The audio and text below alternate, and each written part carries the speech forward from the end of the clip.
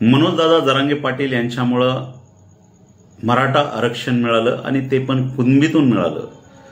आणि हैदराबाद गॅजेट लागू झालं आणि पूर्ण महाराष्ट्रामध्ये एकच जल्लोष सुरू झाला, आनंद झाला आणि या आनंदाच्या भरामध्ये सर्व गुलाल उधळण्यात आला।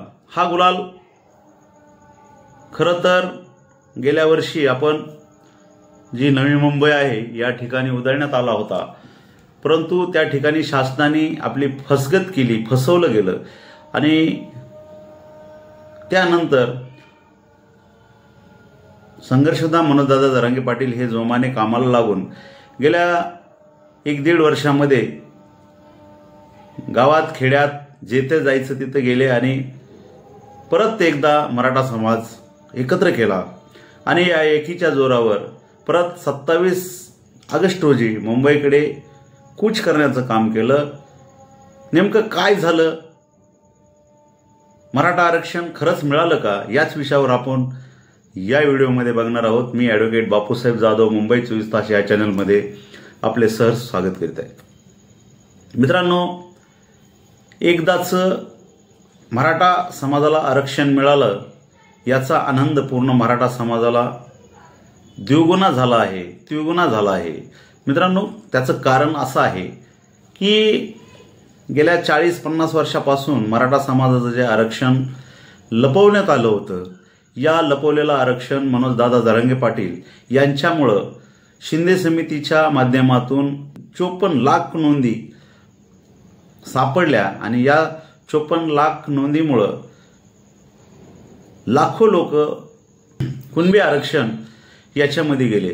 परंतु जे काही राहिलेले मराठे होते यांचं करायचं काय, नेमकं यांना आरक्षण मिळेल का, याच विषयावर आपण चर्चा करत आहोत। मित्रांनो, गेल्या वर्षापासून, 1.5 वर्षापासून, 2 वर्षापासून संघर्षदा मनोजदादा जरांगे पाटील यांनी हाडाची काढं केली, रक्ताचं पाणी केलं आणि समाजासाठी अहोरात्र झटून समाजासाठी झगडत राहिले आणि आज असा दिवस आला की संघर्षदा मनोजदादा जरांगे पाटलामुळं पूर्ण मराठवाडा आणि सातारा या 2 संस्थानामध्ये म्हणजेच हैदराबाद गॅजेट आणि जे सातारा गॅजेट आहे हे दोन्हीही लागू करण्याचं काम या राज्य सरकारने केलं। परंतु खरंच आरक्षण मिळालं का? बरेचसे कायदेतज्ञ असं म्हणतात की यावेळेसही मराठा समाजाला फसवण्यात आलं, जरांगे पाटलाला फसवण्यात आलं। मित्रांनो, खरंच का फसवण्यात आलं आहे का? तर मित्रांनो, 100% तर सांगू शकत नाही, परंतु काही प्रमाणामध्ये जे काही कायदेपंडित आहेत किंवा ज्याला कायद्याचं ज्ञान आहे, जे इतिहासकार आहेत, त्यांचं कुठंतरी 1% आपल्याला समजून घ्यावं लागेल किंवा त्यांचं ऐकून घ्यावं लागेल। मित्रांनो,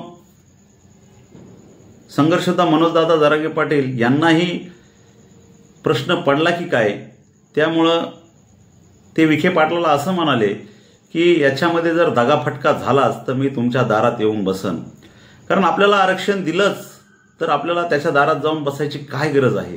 महाराष्ट्रापुढे पडलेला प्रश्न आहे।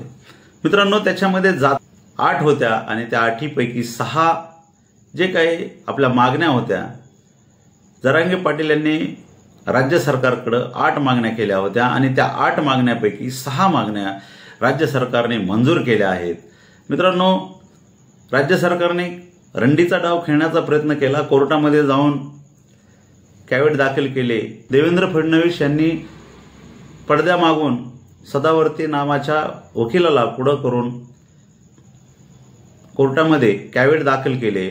कोर्टाने निकाल असा दिला की या आझाद मैदानामध्ये 25,000 कार्यकर्ते पाटलाबरोबर राहतील आणि उर्वरित त्यांना कुणीही प्रवेश दिला जाणार नाही। मित्रांनो, हा निकाल जरी 25,000चा होता, परंतु 25 लाख लोक किंवा 25 कोटी लोक हे मुंबईमध्ये होते, मुंबईच्या उपनगरात होते, हे विसरता कामा नये। आणि याचा धसका घेऊन राज्य सरकारने हे आरक्षण दिलं असावं असं जाणकाराचं मत आहे। मित्रांनो, तसं नाहीये, याच्या मागे वेगळाच प्रश्न आहे। कारण गेल्या 50 वर्षापासून गेल्या 60 वर्षापासून जे कुणबी जे काही दाखले देण्याचं काम पूर्ण राज्यात होतंय, परंतु मराठवाड्यात याचं देण्याचं काम या शासनाने केलं नाही. कारण हे पाप करण्याचं काम काही राज्यकर्त्यांनी पूर्वीच्या केलं होतं आणि हे पाप उघड करण्याचं काम मनोजदादा जरांगे पाटलाच्या हाताने झालं. कारण त्यांनी जो विषय हातात घेतला की आम्ही मराठे हे कुणबी आहेत आणि कुणबीतूनच आम्हाला आरक्षण मिळालं पाहिजे. आणि कालांतराने ज्यावेळेस शिंदे समिती गठीत केली, महाराष्ट्राचे मुख्यमंत्री त्या काळचे एकनाथरावजी शिंदे होते, त्यांच्या माध्यमातून हा निकाल एक कमिटी स्थापन केली आणि त्या कमिटीच्या माध्यमातून महाराष्ट्रामध्ये जवळपास 54 लाख नोंदी सापडल्या आणि 54 लाख नोंदी सापडल्याच्या नंतर जरांगे पाटील यांना कॉन्फिडन्स आला, आत्मविश्वास आला की नाही, आपण पण कुणबीमध्ये आहोत, मी जे म्हणत होतो ते खरं आहे. आणि म्हणूनच जरांगे पाटील यांनी वेळोवेळी 8 उपोषणे केली आणि 8व्या उपोषणाला त्यांना यश आलं असं म्हणावं लागेल. मित्रांनो, आपल्याला दिवसभरामध्ये दुपारपर्यंत जेवण नाही केलं तर काय हाल होतात हे आपल्याला सगळ्यांना माहीत आहे. कारण आपण पाण्याविना आणि अन्नाविना आपण जगू शकत नाही, परंतु मनोजदादा जरांगे पाटील उपोषण करतात. म्हणूनच त्यांनी 5 कोटी मराठ्यांचे मन जिंकले आहेत आणि 5 कोटी मराठा समाजाने जरांगे पाटील यांना आपला नेता मानला आहे, आपला राजा मानला आहे. मित्रांनो, याच गोष्टीमुळं आज जो मुंबईमध्ये मराठ्यांचा विजय झाला, तो विजय फक्त आणि फक्त मनोजदादा जरांगे पाटील यांच्यामुळे झाला आहे हे विसरता कामा नये. कारण आता उपप्रश्न उद्या परवा तेरवा ओबीसी समाज गप्प बसणार नाही हे पण लोकांना माहीत आहे. परंतु कुणबी सर्टिफिकेटच्या व्यतिरिक्त जर आरक्षण दिलं असतं तर आम्ही समजू शकलो असतो. म्हणून याला कोणीही चॅलेंज करू शकत नाही आणि चॅलेंज जो करण त्याचं आरक्षण म्हणजेच ओबीसी समाजाचं आरक्षण पण संपल्याशिवाय राहणार नाही. मित्रांनो, त्याचं कारण असं की जे काही 83 नंबरला कुणबी आणि मराठा एकच आहे हे जे त्या गॅजेटमध्ये आहे आणि गॅजेटमध्येच नाही तर जे ओबीसी समाज एसटी यांना जे आरक्षण दिलेलं आहे त्या आरक्षणामध्ये जो मुद्दा क्रमांक आहे त्याच्यासमोर असं क्लिअर लिहिलेलं आहे की मराठा आणि कुणबी एकच आहे.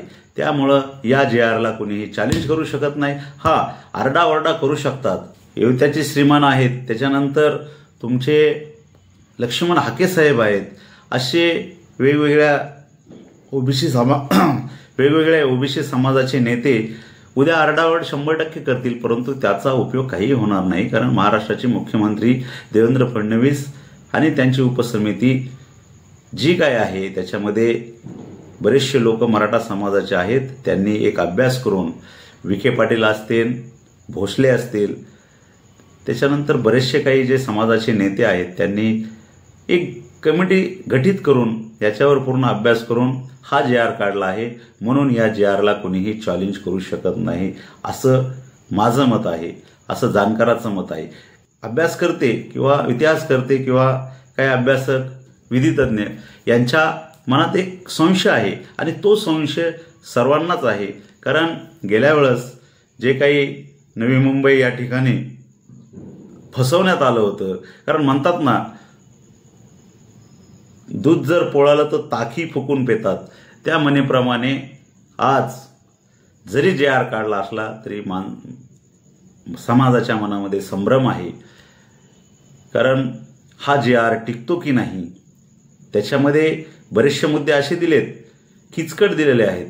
आणि म्हणून मराठा समाजाला मी आत्ताच बऱ्याच चॅनलवर बघितलं, काही यूट्यूबवर बघितलं, बऱ्याच लोकांनी उपस्थित केलेला हा प्रश्न आहे. परंतु मनोजदादा जरांगे पाटील अशा जो काही प्रश्न उपस्थित केलेत याला भीक घालणारे नाहीत. मनोजदादा जरांगे पाटील हे पाटील ब्रँड आहे आणि म्हणूनच महाराष्ट्राच्या मुख्यमंत्र्यांनी आज मराठा समाजाला जे आरक्षण दिलं आहे ते आरक्षणाचे जे काही करते धरते आहेत ते फक्त मनोजदादा जरांगे पाटीलच आहेत. आणि पाटीलच राहतील.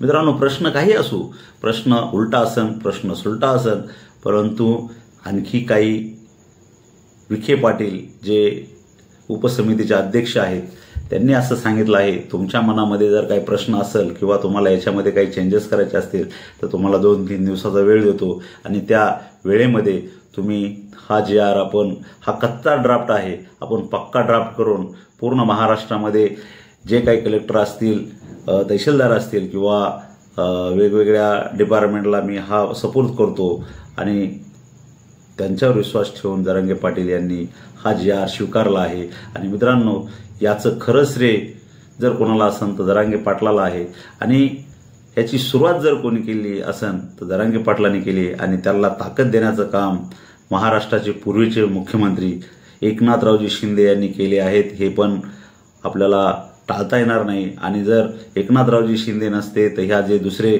जे काही त्या पक्षामध्ये आहेत किंवा त्या मंत्रिमंडळात आहेत त्यांनी हे काम करून दिलं नसतं, केलं नसतं.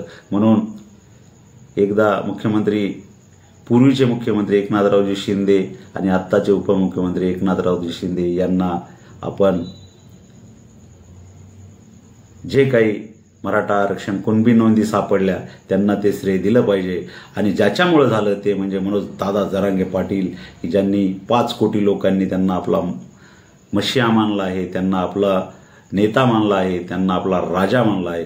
मित्रांनो, एवढं बोलतो, थांबतो. जय हिंद, जय महाराष्ट्र, जय शिवराय.